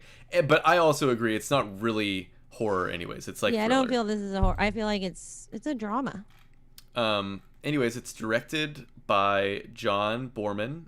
Stars John Voight, Burt Reynolds, Ned Beatty, and Ronnie Cox. But the last two, this was their first film that they were in. Burt Reynolds and John Voight, of course, being much bigger stars. Mm-hmm. The screenplay was adapted from a novel of the same name by James Dickey. The novel came out in 1970, so a couple of years prior to this. Mm-hmm. It was a huge success. It got Academy Award nominations, 3 of them, which See, is now shocking to this me. is I was going to say, to me, this is an indication. This is an example of an Oscar-worthy film, in my opinion, of something that Interesting. would be like of Oscar level Hmm. excellence. Execution. It's freaking okay. I'm not even going to say, Well, we but are about to get yeah, into it. So if by the way, if you haven't seen this movie, we're not going to discuss spoilers right out the gate. First, we're just going to talk about our general thoughts about the film, what we thought of it, and then in a little bit, we'll get into spoilers. I'll put up a spoiler warning on the screen, so you can choose to either stay or leave at that point. So with no spoilers, Laura, what did you think of Deliverance? Or maybe, excellent. okay, actually, yeah, just go for it. Actually, go ahead. Excellent picture. Extreme. I mean, just an example of incredible filmmaking and iconicism. I mean, like, this is a movie that you watch it and you're not going to forget it. I mean, there's so many moments where you're just like, this is going to ring out in my mind for days to come, years to come. And it has proven to be such a thing. I mean, it is iconic and it's really well directed, really well acted. I mean, the screenplay is incredible. And I just love the kind of spatial elements of this movie and just the silence. There's like these moments where I just love the transitions between certain scenes and and just the real like execution of panic and fear and like build up of different emotions and kind of, I don't know, I just feel like it captures a really like human experience but also magnifies it into a really intense place that is, super real and like exciting, and it's just all kinds of things, but it's also, extremely dark obviously and like disturbing, but just a great movie. It's a great, great, great film, I think. And When it did you first deserves see the it? years of recognition that it has gotten. I watched it for the first time probably in my late teens, I think. Hmm. So a And long time ago. do you know if you've seen it more than just then and now? um, I might have seen it once in between, but Hmm. it's been years since I've seen it. Okay. I mean, this time. So yeah, it's been a long time. But yeah, I think it's great. I think it's well cast. Um, and just a very fun movie. It's fun to watch, but it's also like a serious movie that is gonna leave you thinking afterwards. It sticks with you. Hmm. And the music is incredible. The sound design is Hmm. great. I just think it's just really well done, and all the characters are just compelling. They're all really really engaging to watch. What'd you think? Yeah, I agree with a lot of what you're saying. I also was really struck by how minimal the sound design is, but then like when it is there, it's very impactful and really cool. Um, I love the use of the music as well. Uh, it's a lot of banjo and guitar stuff that they kind of will play back later on in other parts. I Dueling mean, Banjos. That was the piece that they like featured in the whole thing. yeah, They I was kind seeing of that was like based on inspired something else or um Dueling Banjos. It's like a tradition. I think it's a traditional Appalachian piece, but I could be okay. wrong. Oh God, what if it was written for the movie? Oh, let me double check. But that's the piece that is played It is, yeah, in the beginning. it's a bluegrass composition from the 50s. Yeah, yeah. It's So it's like composed a in 1954. but they like But reprise it several times in the movie, and it's just that whole like beginning scene between Ronnie Cox and the like local the boy. boy it's just such a crazy interesting scene. The communication between them, it's like I loved that scene. you can't like that was a moment of magic that was captured that I just feel like can't be duplicated or replicated, because it's like there's this obvious like connection and communication happening between them, and then in that moment there's like joy that not only is being experienced by the two of them but everyone around them. Hmm. And it's like it really creates this moment, and then all of a sudden it's over, and it's as if it never happened. You know what I mean? And then it's like it's just so crazy. I don't know, I just feel like that was such a cool thing to capture and then kind of explore afterwards, and sort of the way things unfold afterwards, and just that moment where they like see him again. Hmm. And he's like a total stranger. I mean, there's so much expressed in that silence, you know what I mean? And that kind of distance that really you feel it. Like, I don't know, I just feel like that's one of those great moments in movie history that is like very rare. And it's very much so I should say that I had never seen this movie before, but I had um just like through going to film school and I don't know, just like talking about film for so long, I knew the song. I knew about this scene between the two of them. I think I had even seen that scene once before, just like clipped out. I didn't know where it was placed in the movie though, so when it was like basically the opening scene, I was like, "Oh wow, this is already happening." I thought this was maybe like something that happens later in the movie. And I knew a couple other pretty pivotal scenes that we'll get to later. Um, so like I will say most of the big stuff was spoiled for me inadvertently just through like knowing film history, like just being around Yeah. film history, because this is one of those kinds of movies where it's just talked about so much and you People know reference this so much. That's why I watched it when I did, because I remember like there were so many TV shows that'd be like, haven't you ever seen Deliverance? Like it was this weird movie that it was referenced as much as like The Godfather was. I felt like Hmm. in shows and in other movies, and like I just wondered, why is this so talked about? And then I watched it and I was like, oh, I get it now. Yeah. Yeah. I mean, I was pretty entranced, and especially in the beginning. Like, I feel like it starts off really strong. You like, I didn't really know where it was going necessarily. Again, I knew a couple pivotal points, but I wasn't really sure like how those connect. Um, but yeah, I mean, it's um, I had some problems in the final act. I'll say that much for now. We'll get into it with spoilers. And I feel like, uh, I guess in a vague sense, I'll just say like I felt like the pacing was a little strange, kind of weird. Um, I thought Burt Reynolds' performance though was great. I thought all their performances were great. I mean, you care about these characters right out the gate, and you like wanna know what's gonna happen. I mean, you want to see their whole story through, and it's certainly very impactful, the things that do transpire because of how quiet and like it is really well paced. I think for the majority of the film, in the sense of like, you're just seeing them on the boat a lot, and you're seeing them like go through this river that they're transporting themselves through.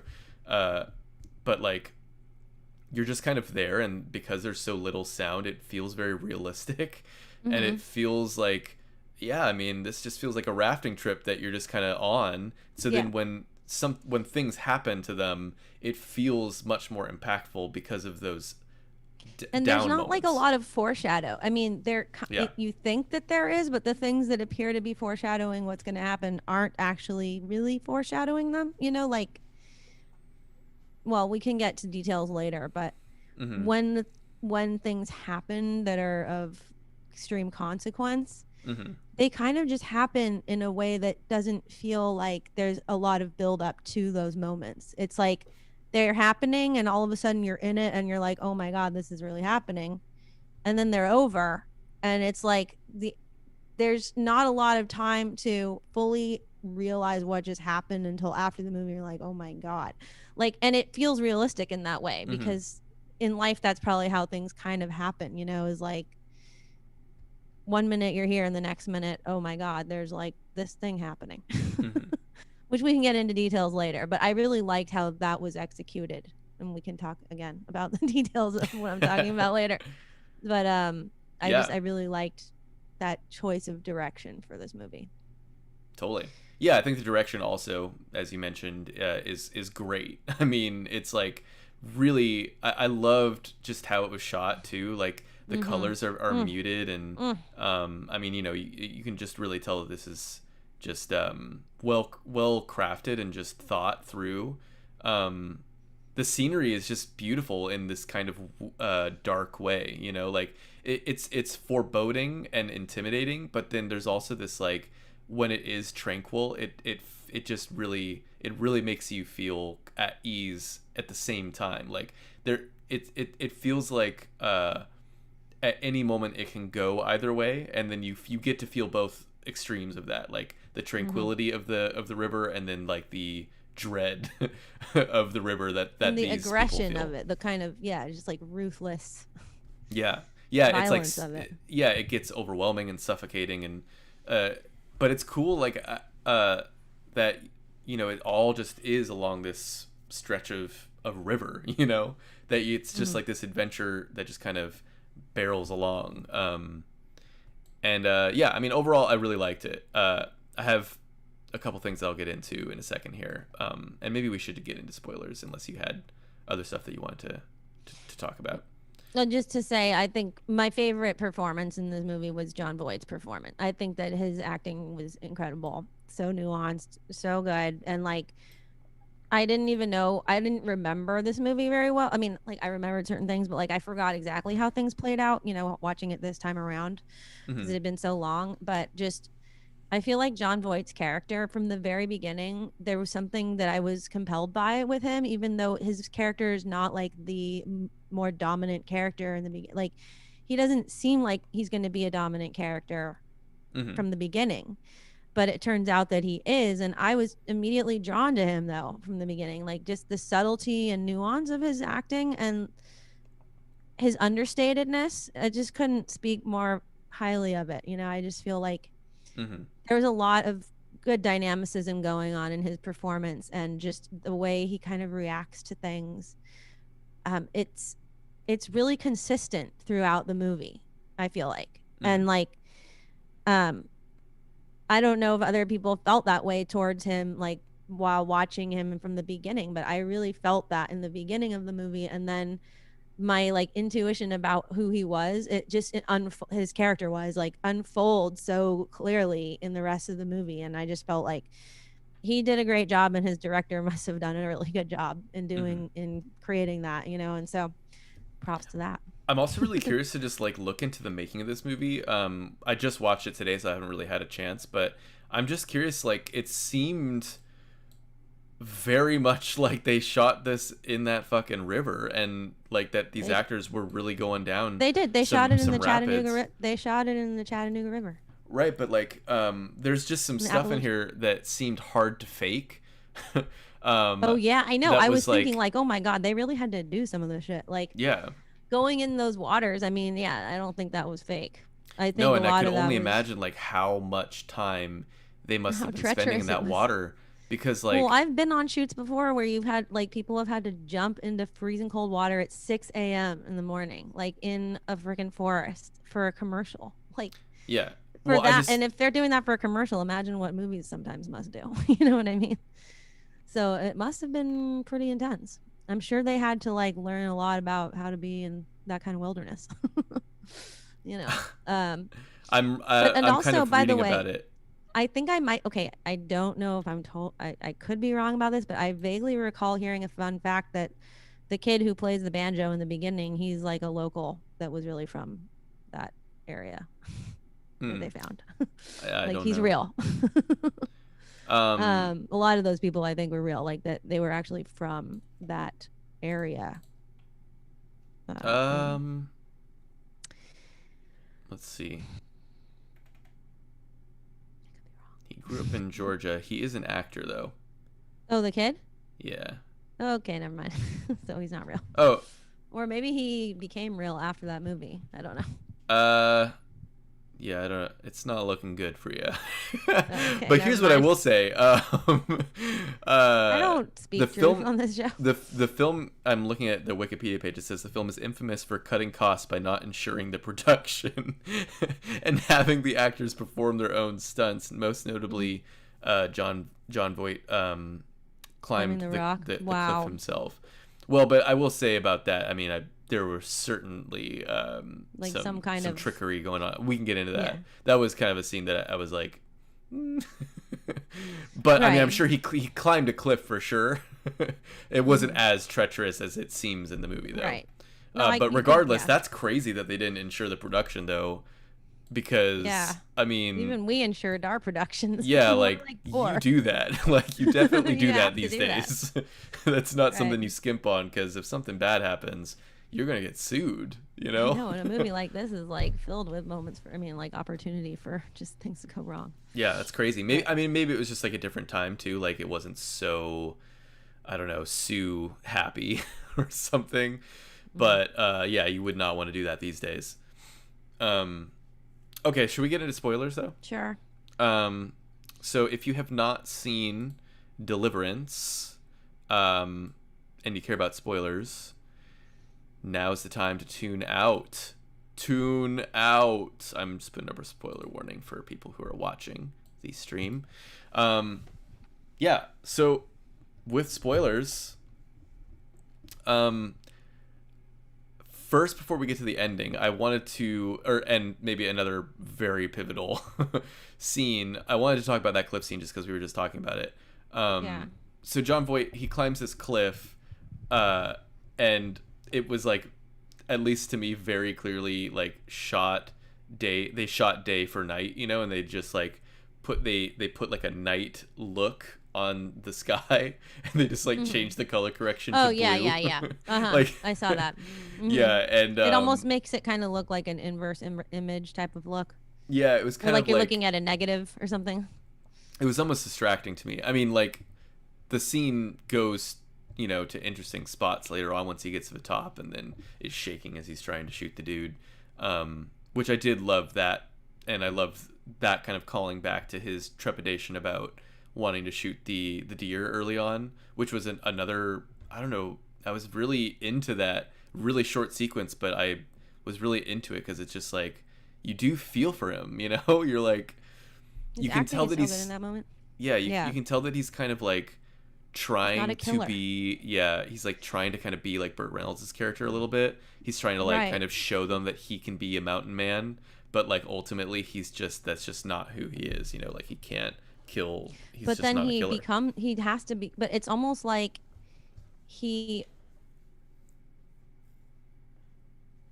eventually has to, so they're all faced with some kind of trial or test in the movie, I feel like, all the characters, you know what I mean? And his is that he has to learn how to be a killer, basically, because from the beginning it's like I think that he sees it before him as like an almost premonition in Burt Reynolds' character named Lewis or whatever in the movie, and he admires him, even though he's annoyed by him a little bit probably at first, because maybe in an internal way he knows that he's going to have to confront that in himself or become that.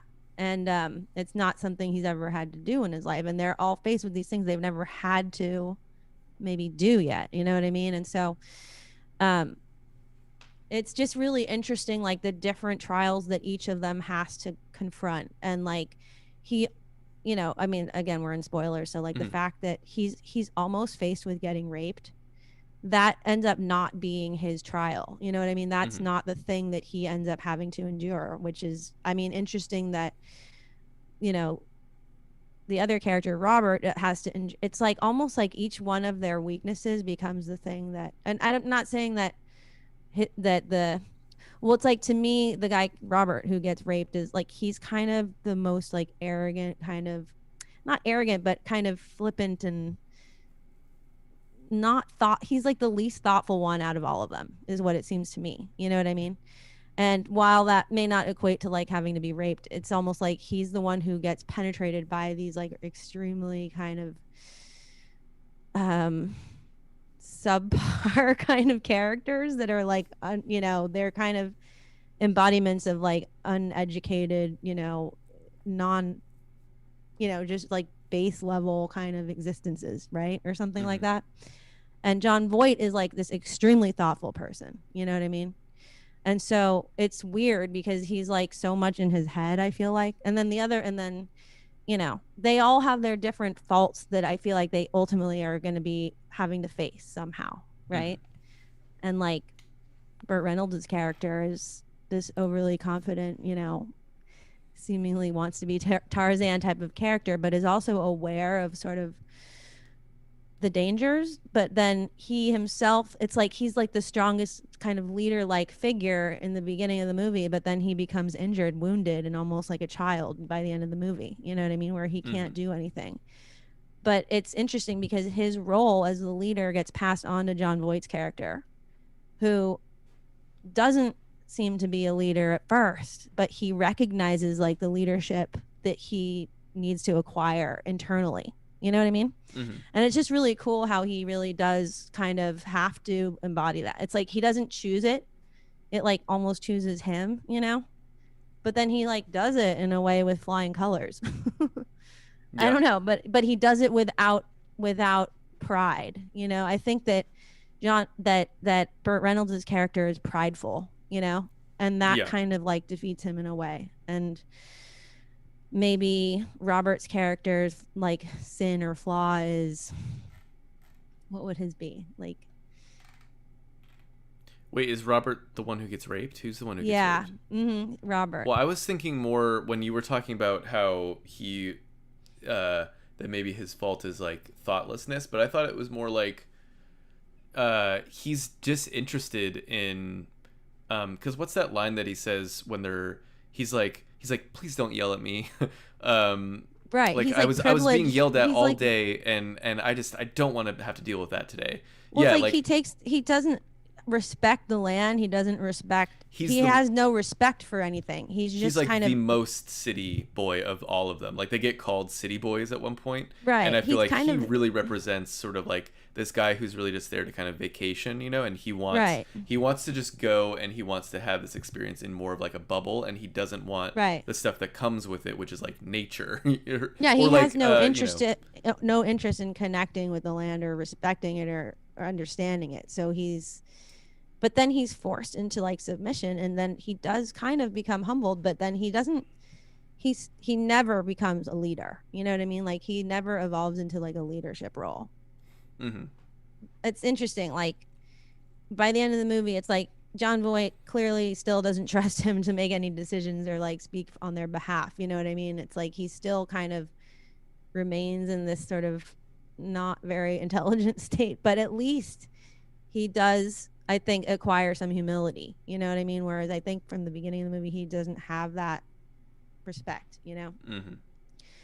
Um, Yeah, I mean, on that I don't rape know. scene, I knew that there was a rape scene in this movie, but even knowing that, it was still really shocking and like Yeah, still to it's this so day disturbing. very disturbing and like hard to watch.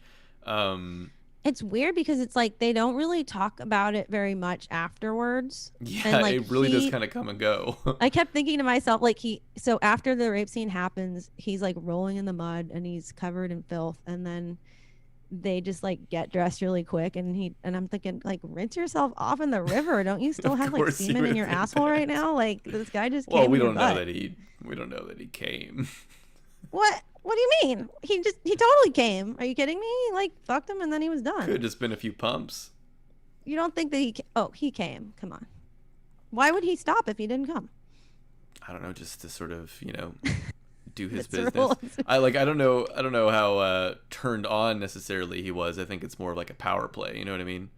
Oh, interesting. Right. I guess that makes sense. But I just assumed he came and like even if he didn't come, like don't you want to get the pre-cum out of your butthole like after this like toothless dog? Like well, he wasn't toothless, but like I would think you would want to just like rinse your shit off in the river and I he don't just think like that put was his one of his clothes top on. concerns at that moment. Well, I I would mean, want to he's do in a that. state of trauma for sure. I know, but was like well, it's true. Yes, he must have been traumatized, but then afterwards it was like Though, what does he say? He says something that, because yeah, I mean, they really don't discuss it at all.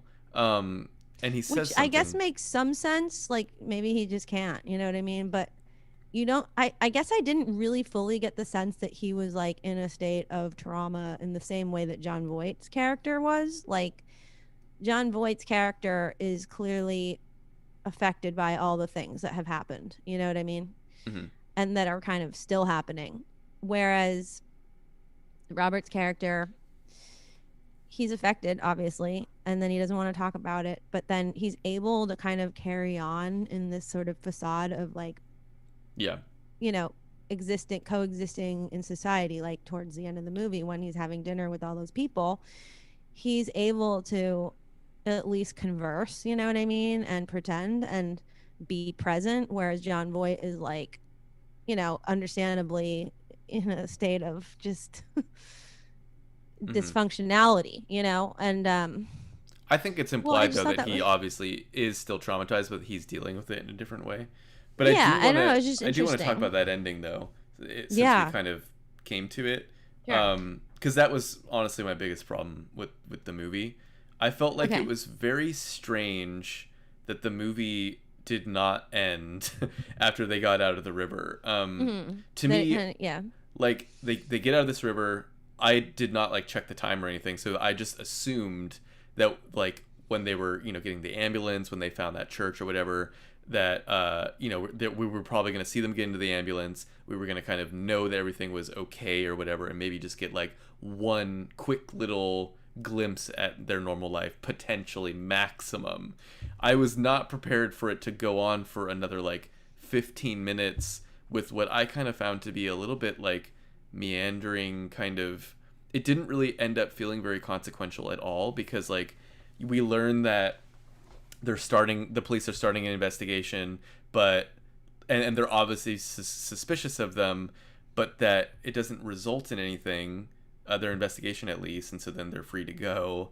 I thought that maybe it was going to Well, go in the direction of like that they found something, but then they had to explain that this was like in self-defense or something, or because no, ultimately I don't feel like what they did was, you know, a bad thing.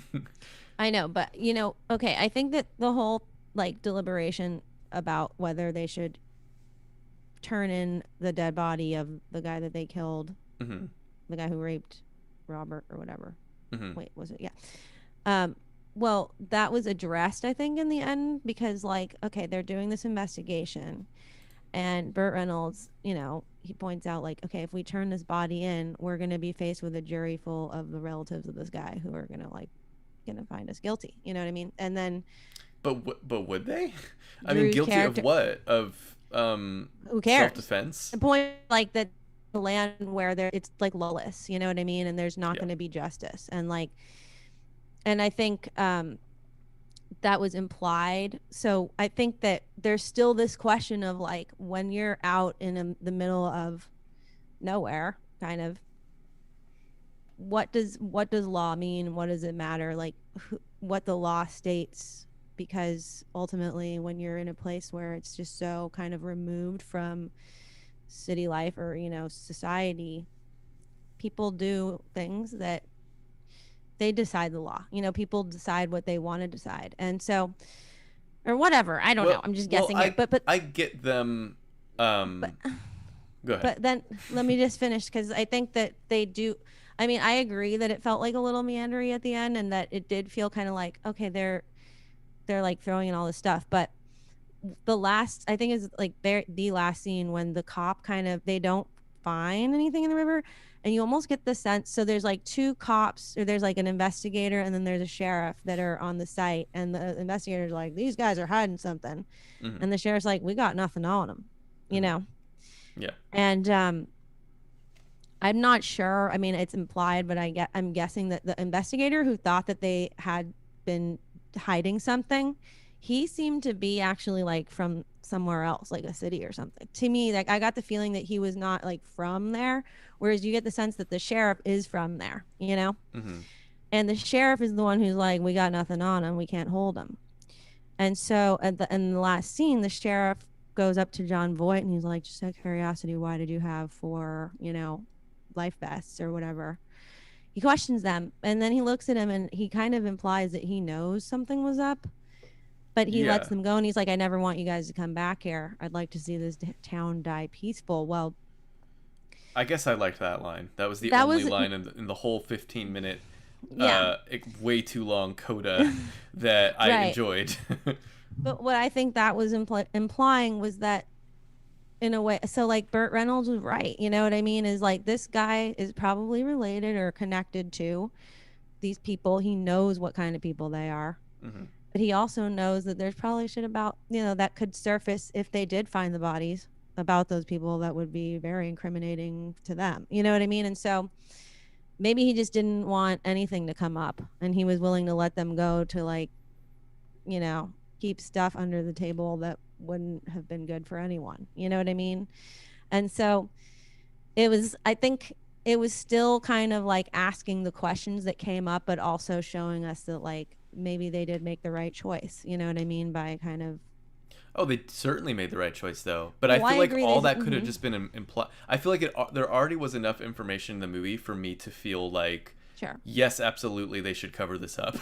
Like, I feel like they already made their case for that when they were discussing the body, like what to do with the body. They were like, this land, like we should just cover this up and just pretend that this never happened. Like, I feel like Well, there's maybe they were trying already. to keep the question mark. Maybe they were trying to keep the question going, because it was like Drew's character dies because he thinks that they are, going against the law, which is like something he firmly believes in. You know what I mean? Like, he believes Right. that the law will protect the land and the law will protect humankind. But it's basically like logic versus reason, or not. It's like I guess it's kind of like learned intelligence versus visceral, like, reason and But if understanding, or something like that. Or I but don't know. if the goal is to wrap up his story with a sort of like that isn't the case and he knows No, it I think, now. I feel but like I that think could maybe have they been were done without. no. Oh, sorry, but I think that they were trying to keep that question intact. Hmm. Maybe they weren't saying they did make the right choice, but they were saying it's still a question mark because they didn't definitively say like, oh, you would have been like, that they definitely would have been convicted of murder if they would have gone on trial. Yeah. But like there were still these two opposing sides, you know what I mean? But by not definitively saying it, I feel like they could have also not definitively said Sure. it and ended 10 minutes earlier. Okay, yeah, no, I You know hear what I what you're mean? saying. Like, Yeah. because nothing really came out of it that was definitive, it felt like why not just end it ambiguously when they leave I agree. the river, you know? Because I agree. It seemed for like us that to would have been learn an. that, Mm-hmm. like to see him like wake up with trauma from like they clearly are still dealing with it, like he's crying at the table in that one scene, and then later on he's with the other guys with his wife, and then he's Like these grieving are in the all middle of the things night. we It's could like have we would have known without assumed, having yeah, to seen them. Yeah. like I think we would have guessed that they would have been traumatized by this. I don't think we need to like see it play out. I hear you. I think it was like it seemed almost like footage that they shot that they should have just not used, but then they Yeah. just used it. You know what I mean? Like Plus, it like was I also, probably because the movie was so surrounded by that river, it felt like the moment we left that river, it felt like we were out of the main thrust of this story, and it just right. I felt It like the just quicker you didn't. could wrap it up after that, the better, and I they agree. kind of stumbled to the finish line, in my opinion. I think that that would be the main flaw of this movie is just like the last 10 minutes, like an unnecessary extended ending that. But Hmm. I'm totally able to forgive that because I just think it doesn't matter. Like Yeah, I mean it's still I great. think as just like as a portrait of a film, like it's true, it would look better without those last like 10 minutes. Hmm. It would have just been a complete image that would have been like perfect. You know what I mean? But I can forgive Worse that. yet probably would have been had the ending had some sort of major conclusive bombshell, because then that also would feel kind of forced, you know. Right. Um, but yeah, it almost just feels like no matter what you do after the river, it's gonna feel like too much, you know, Hmm. because And it it just feels seems so so tied perfect to to it. end it with the river. Like Yeah. it just felt so, yeah, like to leave all those things just unspoken. Hmm. It feels like way more appropriate to the rest of the movie because of the space that was in it before, where you don't have to put into words what's going on. You just really Yeah. feel it, you know? And plus, you said earlier too, as the audience, we're already going to be mulling over these fake events that happened in our fake little movie. So we assume that the real people in this, if this was real, would of course be thinking about it as well. Like if we're thinking about it, then these characters would have been thinking about it. And I think that's the main thing it was trying to get across, is just like they're traumatized. And I'm just like, I think we know that. Well, it's But also yeah. just like it's a crazy. I mean, there were a few foreshadowy lines like in the beginning that I just thought were so great. Like, um, well, like when Burt Reynolds says something like, "Sometimes you have to lose yourself to find anything," or something like Mm. that. Oh yeah, that And was they cool. do. They all end up losing kind of. They all transform to some degree by the end, or have to go undergo some really intense loss or trial. You know, and well, that was good. But in terms of like the way things happen, like I just felt that the rape scene happens in such a kind of sudden way, because it's like 1 minute they pull over, and then there's these two guys that show up and they don't really seem that scary at first, Hmm. because they're like talking to them, and then Yeah. and then suddenly it just like starts getting intense. You know what I mean? But it's like not. I love that there's no music really happening in this moment or right before, it's totally just, it feels very natural, Hmm. and, but terrifying in that way. And I just felt like it's really a well executed scene. And it's so hardcore, I think my mind without did. trying too hard to be hardcore. What? Yeah, I think my mind did in that scene go to, just because of similar movies from the era, like Texas Chainsaw Massacre. It's hard to not see like a group of hillbillies in a rundown home and think like, danger, get out of there. Like I think there's this instinct with people who, you know, it's that horror movie instinct of like, But they're not a group of hillbillies. There's two guys and they're in the woods. There's not a house. It's just one of them has a gun and the other one is just talking to them. And yes, okay, you do sense that they're like not the savoriest of people, but like just the way they're talking to each other and the way they're talking to them at first, it doesn't, they almost seem like they can be reasoned with. Mm-hmm. Because like in the same way in the beginning, you're like, all right, well, they're like talking to these guys and they're paying them to go bring their car over. And I thought those were the guys that were going to come and rape them. Because I forgot what happened. I was like, oh, that seems so stupid to give $40 to these random guys that you've never met before and expect them to drive your car somewhere. You know Which what I they mean? do. Like, I was shocked. no, I I know like they do. that actually does unfold in the way that Yeah. you kind of you anticipate that that's going to be the thing that kind of fucks them over. And Yeah. that really isn't. That kind of actually does Right. work out. The one thing Yeah. that does work out for them. Yeah. So it's just like, I guess, unpredictable. Hmm. Yeah, it was I don't unpredictable. know. But yeah. And so that's why also just thought it was like so creepy and well executed again when he finally has to kill the guy who had the shotgun, On the cliff. when Yeah. John Voight is on the cliff and he for a minute like doesn't know if it's actually the same guy, and we as the viewer don't know either. We were like, wait, is that the same guy? Because he has teeth Hmm. and he kind of looks a little different, and then you see that his teeth are fake. I just thought that Yeah. was excellent. Like, and well, it's also interesting because John Voight needs to justify like why he killed this guy in his mind, with the fact that, okay, if it was a different guy, it wouldn't have been okay, but if it was, but the thing was that this guy had a gun, you know what I mean, and he was going to kill him regardless if it was the same guy or not.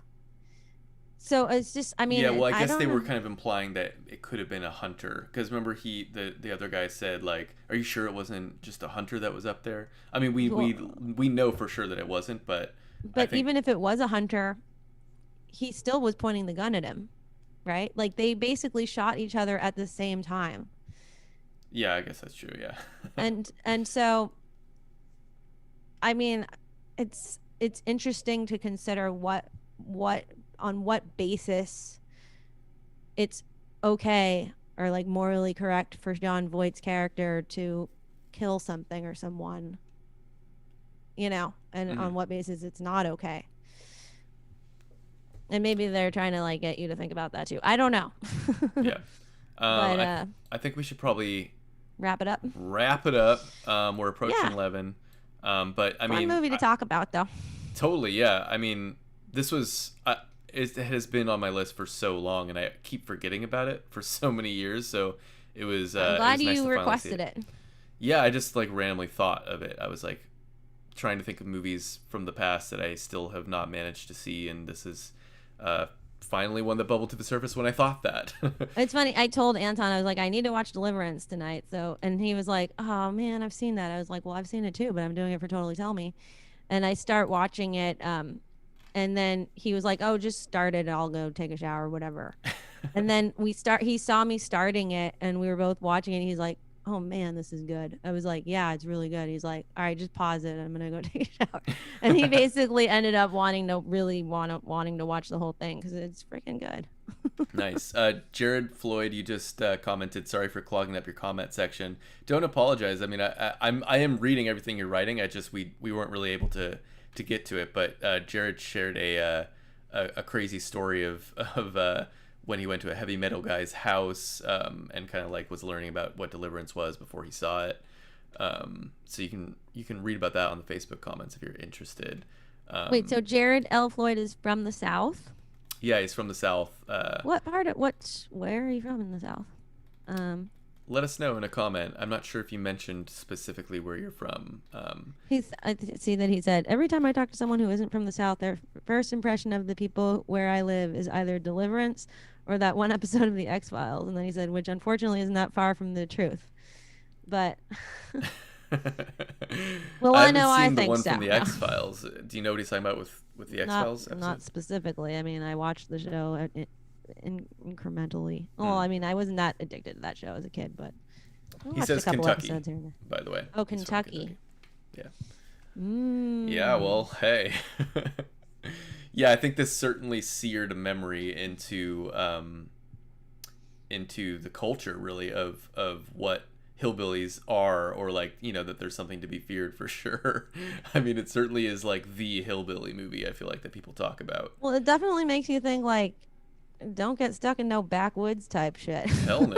You Like gotta, when gotta we've get been on out. tour, whenever we're on tour and we're like driving through the really, really rural backwoodsy kind of areas, I'm always like, dude, this is a Deliverance situation. If I ever Yeah. done seen one, Well, yeah, and then if we're in but the I don't know. Northwest, if we're in the Northwest, we say that it's a green room situation. It could be, but like, it's funny. I mean, there's those kind of towns everywhere, you Yeah. know, backwoods kind of places. I mean, in pretty much every state I've been to, there's always areas where it feels like anything is possible. Hmm. Well, Um, look, Deliverance. Obviously, we both recommend it. Check it out. I watched it on Amazon Prime, so you can find it on there if you're having you trouble. did Yeah. Where did you for watch free? it? No, no, no, not for free. Oh, I was okay. just saying, like, I Oh, don't I know, because watched it on sometimes. YouTube. Oh yeah. Oh, did you buy it or? I did. Okay, good. Because I hate Yeah. watching like No, I YouTube bought. Yeah, yeah, yeah. terribly No, no. compressed movies. No, No, it was great. it's still very available, which is good. But sometimes, like I don't know. I was trying to find Wild at Heart by David Lynch. That movie's Yep. impossible to find. You can't. It's like on nothing. It's so Really? lame. I've never seen it, and I've like been Oh, I've dying to seen see that. it. But you can't That find it used to be anywhere. on IFC a lot. That's so weird. Oh, But I just mean like some movies, they just get lost to history because of our reliance on streaming networks, which is like bummer. really a shame. Um, Yeah. Anyways, Deliverance though still very much available. I would also like to just briefly mention too that on Wednesday night, there's going to be a virtual concert of Tune Yards that I directed. So if you are free, you should definitely check it out. You can buy tickets at noonchorus.com/tune-yards. So, you know, get a ticket. I promise you it will be worth it. It's tons of fun. It's crazy. It's wild. I'm really proud of it. And it'll be available for 72 hours after it airs. And then that's it. So you gotta get on it. So it'll be at, I believe it's 6 p.m. Pacific Standard Time, 9 p.m. Eastern Standard Time. If you want to watch it live and be a part of the Q&A with Meryl and Nate afterwards. So tune in for that. And I think that's gonna do it. It's gonna do it All for right, us. guys. Thanks for hanging out. We'll see you at the next episode. Yep. Thanks everybody. We'll be back in 2 weeks, which let me just check a calendar here. Puts us at actually, I was gonna talk with you off air about this, but I'll just talk with you on air. I Okay. think we should probably push to May 16th instead of the 9th. Oh, could be tough. Oh, could be tough. I might be able to do it. I'm gonna Okay. be in LA, but maybe I can do it. Okay. Just because It'll probably be fine. the 9th is Mother's Day, Okay, never mind. and because that's when we're currently scheduled to have one, and I'm also Okay. gonna be out of All right, town let's not until do the that. evening. All right, we'll figure it out. So very likely we'll be back May 16th with our next episode. Thanks everybody for tuning in. Scott West says good show. Thanks Scott, and we'll be back shortly. Bye everybody. Bye.